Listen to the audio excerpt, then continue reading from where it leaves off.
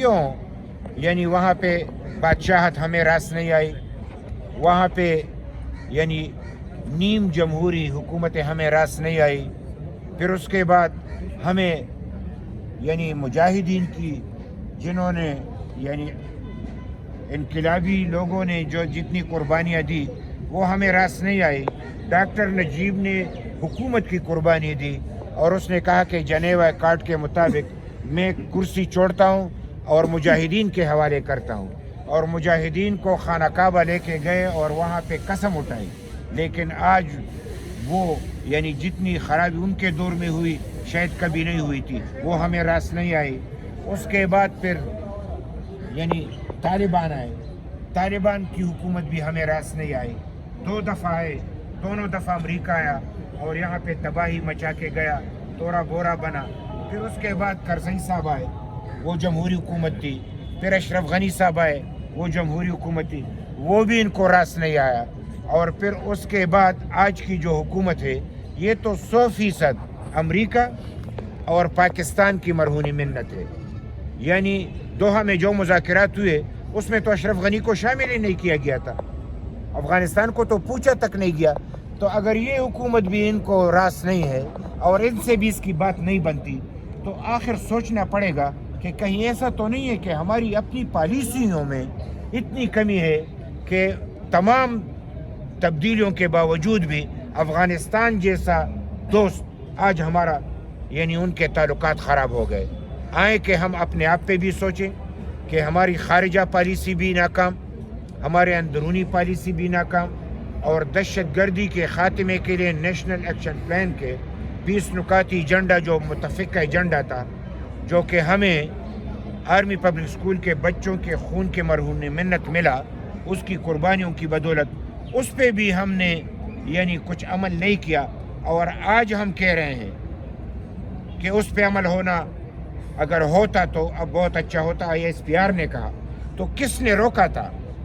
اور اگر کوئی اس پہ عمل نہیں کر رہا تھا تو وہ کون تھے؟ تو یہ بھی ایک بات ہے۔ اور اس کے بعد امریکہ نے بھی 1 سال قبل یہ اعتراف کیا کہ یہ جنگ ہماری جنگ تھی، یہ کفر اسلام کی لڑائی نہیں تھی، یہ افغانستان پاکستان کی لڑائی نہیں تھی، رشیا کی یعنی سوشلزم کیپٹلزم کی لڑائی تھی۔ جو بات باچا خان کہا کرتے تھے، ولی خان صاحب کہا کرتے تھے، عوامی نیشنل پارٹی کہا کرتے تھے، آج وہ خود مان رہے ہیں۔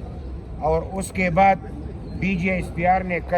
پرسوں جو خود بیان دیا، اور پھر اس نے یہ کہا کہ دہشت گردی کا تو کمر توڑ کے رکھ دیا تھا، لیکن جو دوبارہ زندہ کیا گیا تو یہ کون تھے، کس نے کیا؟ تو ہم تو کہہ بھی رہے تھے کہ یہ تو بالکل فیض حمید نے کیا، 40,000 لوگ لے کے آئے، اور اس ترتیب سے کہ یہاں پہ ایک دہشت گردی کا ایسا بازار گرم ہوا کہ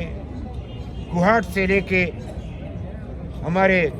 یعنی وزیرستان تک وہ تو کہتے ہیں رات کو پولیس نہ نکلے، یہ حکومتی حکم ہے، تو اگر پولیس نہ نکلے تو دہشت گردوں سے کون نمٹے، اور سرکاری لوگ بھی سفر نہ کرے رات کو، یعنی رات کو ان کو یعنی دہشت گردوں کو آزادی ہے۔ تو یہ فیض حمید کا وہ پرانا فارمولہ ہے جو ان کو حوالے کیا گیا تھا کہ ہم نے اگر سٹل بیلٹ بنا بھی دیا ہے لیکن حقیقی معنوں میں یہاں پہ آپ کی حکومت ہوگی۔ تو بالکل فیض حمید کو آج جو سزا زمین پہ مل رہی ہے اور کہہ رہے کہ اس نے خرد برد کی ہے، تو ہم پختون سمجھتے ہیں کہ اگر اس کو کورٹ مارشل کرنا ہے تو اس نے اس پختون دھرتی پہ جو سرنو دہشت گردی کا جو بیج بویا ہے اس کی سزا اس کو کاٹنی چاہیے۔ ہمارے پاکستان کے پختونخوا کے حصے کو اس نے دہشت گردوں کے حوالے کیا، کس حوالے سے کیا، کس کے حکم پہ کیا، اور جو معاہدے اس نے کیا تو کوئی تو اون کرے۔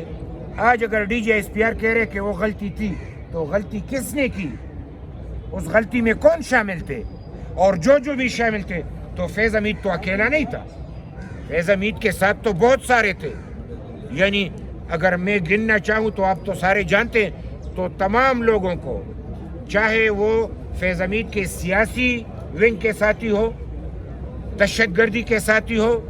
یا اس کے ساتھ اسٹیبلشمنٹ کے ساتھی ہو، یہ تمام کے تمام اس دھرتی کے دشمن ہیں جنہوں نے دہشت گردی کو پنپنے دیا، امن کا خانہ خراب کیا اور پاکستان کو ایک دفعہ پھر ایک مشکل میں ڈالا۔ لہٰذا ہم یہ سمجھتے ہیں کہ موجودہ حکومت کی یہ پالیسی بھی کہ امن و امان قائم کرنا ان کا کام ہے، اس میں ناکام ہے۔ دہشت گردی کا خاتمہ مرکزی حکومت کا، صوبائی حکومت کا، اسٹیبلشمنٹ کا کام ہے۔ تینوں کے تینوں اس میں ناکام ہو چکے ہیں۔ دہشت گردی اب بھی ہے اور دہشت گردی اتنی زیادہ ہو چکی ہے کہ میں تو صرف کوہاٹ اور وزیرستان کی میں نے بات کی، باجوڑ کی حالات آپ دیکھیں، مومند ایجنسی میں تو آپریشن شروع ہوا، آپ اس کی حالات دیکھیں، آپ شانگلہ کے حالات دیکھیں، تیر کے حالات دیکھیں، تیرا کے حالات تو ذرا آپ لوگ تو بہت سمجھدار ہیں۔ تیرا کے حوالے سے تو ایک اور مشکل ہے، ایک پار دہشت گرد، دوسرے پار ہمارے سیکیورٹی ایجنسیاں، بیچ میں عوام ہیں۔ سیکیورٹی ایجنسیاں وار کرتی ہے تو بھی عوام مرتے ہیں، اور دہشت گرد وار کرتے تو بھی عوام مرتے ہیں، اور ان کو نکلنے بھی نہیں دیا جا رہا کہ آپ آئی ڈی پیز نہیں بنیں گے۔ لہٰذا اس صورتحال کو دیکھتے ہوئے آج ہم سمجھتے ہیں کہ یہ موجودہ حکومت ہر طور پہ ناکام ہو چکا ہے۔ اب ایک کچھ نوید ہم نے سنی جو کہ پاڑک چنار کے حوالے سے ہے، اور یہ بھی 10 دن سے یہ بات جاری ہے کہ 2 دن کے لیے انہوں نے وقت مانگا، 2 دن کے لیے وقت مانگا، تو دو دن کرتے کرتے اس میں بھی ہمارے کافی دن گزر گئے۔ اب شیعہ اور سنی فسادات نام کے فسادات ہیں، یہ شیعہ سنی فسادات نہیں ہیں، یہ پاڑک چنار کو خالی کرنے کے لیے ایک منصوبہ ہے۔ وہاں پہ دہشت گردی کو پنپنے کا ایک منصوبہ ہے۔ ہم سمجھتے ہیں کہ ہر طور پہ پاڑک چنار کے لوگوں سے گزارش کرتے ہیں کہ شیعہ اور سنی بائی بن کر رہیں تاکہ مخالفین کو موقع نہ ملے، اور آج اگر حکومت اس میں کوشش کر رہی ہے،